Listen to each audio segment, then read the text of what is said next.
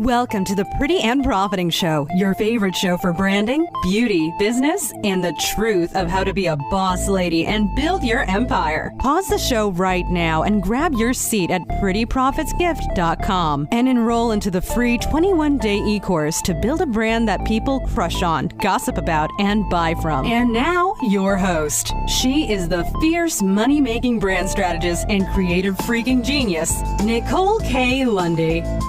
Hey, it's your host, Nicole K. Lundy, Pretty and Profiting Show.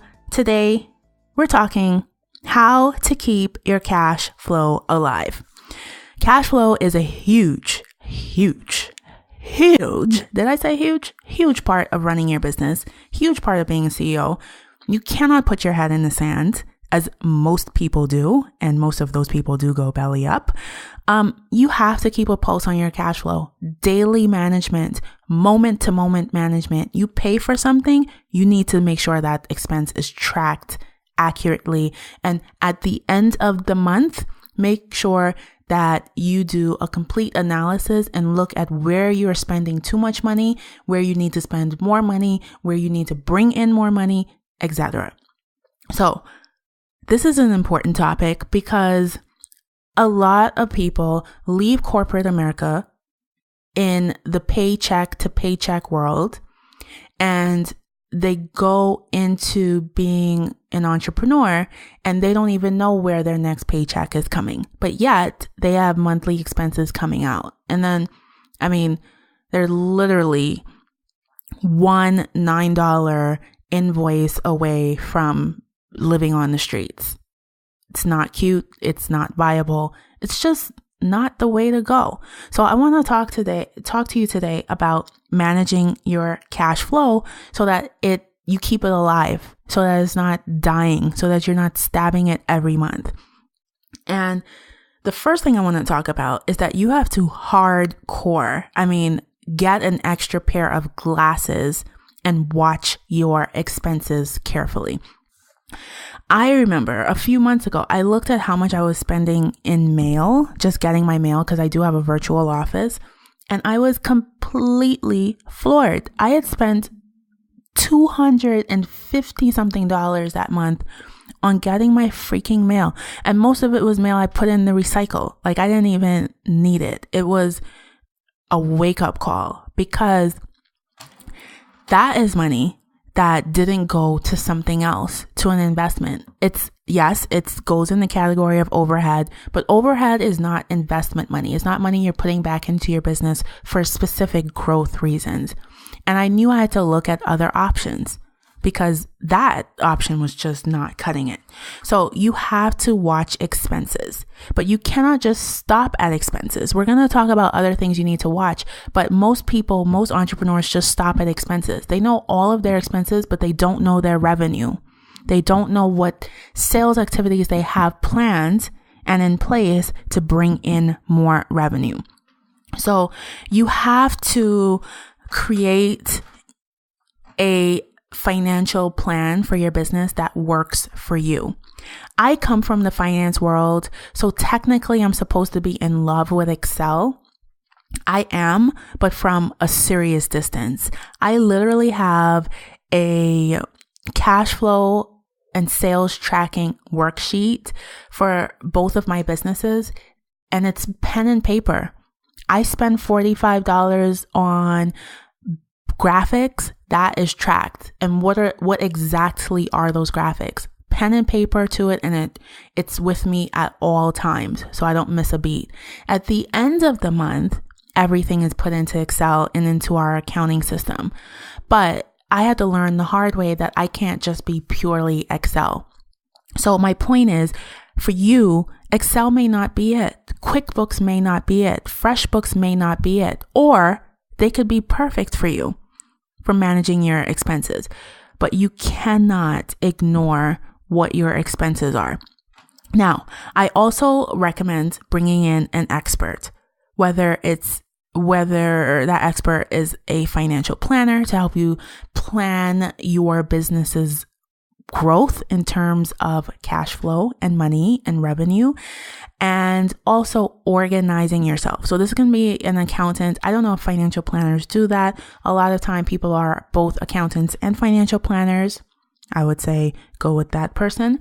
But you need to find out where the cracks are. You need to find out you need to pay attention to reoccurring expenses. That's a big thing. People don't even know what's being charged every month on their credit cards, whether it's a personal credit card or business credit card, because they're just head in the sand, ignoring their expenses. It's the first place you have to start if you want to keep your cash flow alive, because expenses can wipe you out. Next is you want to figure out your gross and your net margins. And when I say this, it's how much you make before expenses come out from a particular activity and what do you have left. So let me tell you or create a quick example for you. So if you know that you have a client paying you $1,000 a month and you work with them 4 times a month, so one time every week for an hour, how much are you getting paid? There's no way you can say, randomly that your fee is $500 an hour, because you're already in the hole $1,000 to work with this person 4 times a month. Do you get it? So your fee for 4 times a month for an hour each is $2,000 for a month. This person's paying you $1,000, so you're already negative $1,000. Now, your assistant contributes about 4 hours a month to this client, and she is $10 an hour. So that's $40 a month. So now you're $1,000 and $1,040 in the hole.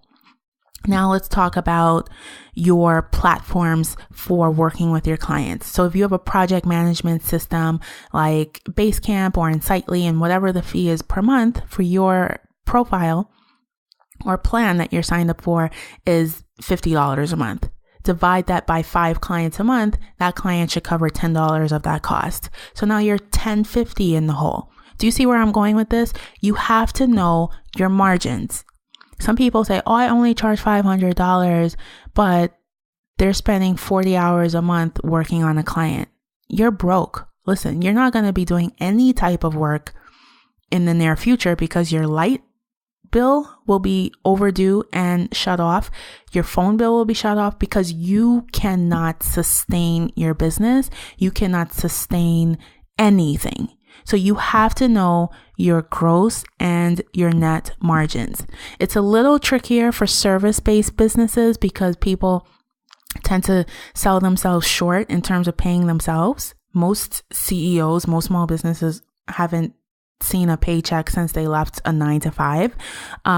But you have to get really intimate with this and make it happen. We're going to take a quick break. We're talking about how to keep your cash flow alive because I simply don't want it to die. If it dies, your business dies. And I can't have that. We'll be right back.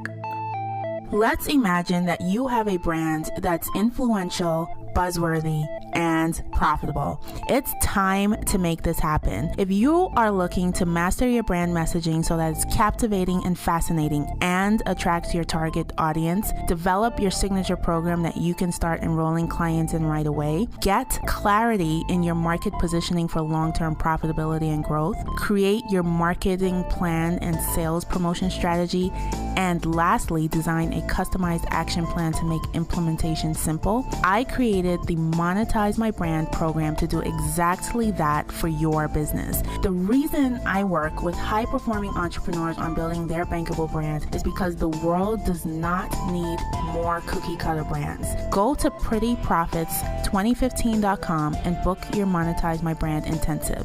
Playtime, it's over. So today we're talking about how to keep your cash flow alive. It's so important, so fundamental in being a CEO and building your brand and building your business. So we talked about watching your expenses, and I'm so serious about this. Buy an extra pair of glasses if you need help watching your expenses. It needs to be that hardcore of an activity. I mean, point blank. Next is that you need to know your gross and your net margins. How much are you getting paid? How much does it cost you to acquire a client and maintain a client? Make sure that whatever you are charging for your product, service, program, whatever, covers those costs and you actually have a positive net margin.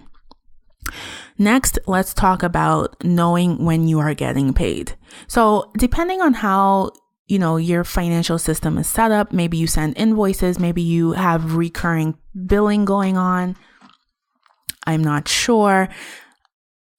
You'll have to tell me, but you need to have, I highly recommend having a money calendar set up. So you know how much you're getting paid on the 1st, on the 15th, on the 9th, however you have your system set up. And if you do invoice people, the ball is actually in their court to, send a check in or input their credit card information. Make sure you send your invoices on time. Make sure that if you are doing recurring billing on your end, like charging, you have the credit card information and you are charging it. Make sure they know the day they will be charged. But you have to be prompt on when you get your money and how you get your money. Now, that segues into my next thing I want to talk about is payment plans. So there's pros and cons to having people pay a one-time fee or a payment plan, but I would say the pro to having payment plans for your clients is that you have recurring cash flow coming in. Now, a con, and I've experienced this also painfully, is having clients default on those payments and having to send them to collections.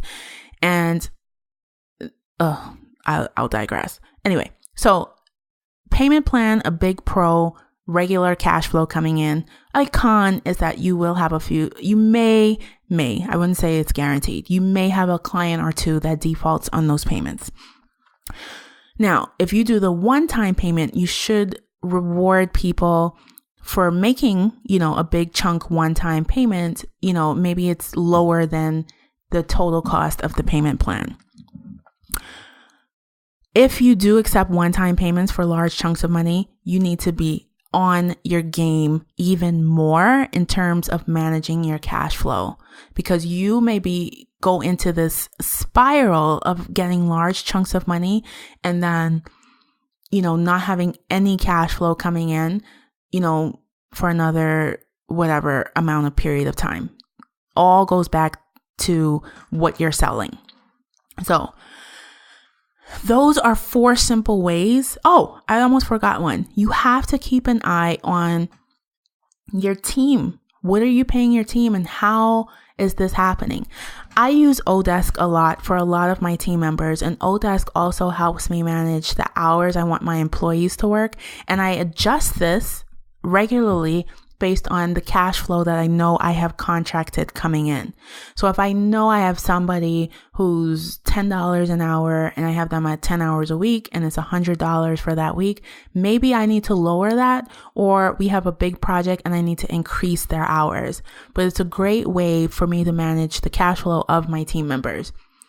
Listen, payroll, contractors, they take a big chunk of your cash flow, but they are necessary to your growth because you cannot do it alone. You cannot grow your empire alone. It's just not going to happen. But at the same time, you need to be very, very laser focused, not head in the sand, managing your cash flow. So how to keep your cash flow alive? Follow those 5 simple steps and you will not die. You will actually enjoy the process. So this is your host, Nicole K. Lundy. I will see you next time. Bye. Thank you for tuning into this episode of the Pretty and Profiting Show. Now, I want you to join the Pretty and Profiting Posse over on Facebook. It's simple to join. Just go to Facebook, type in Pretty and Profiting in the search box, and click join. Hurry, we're waiting on you. Until next time, stay pretty and stack those profits.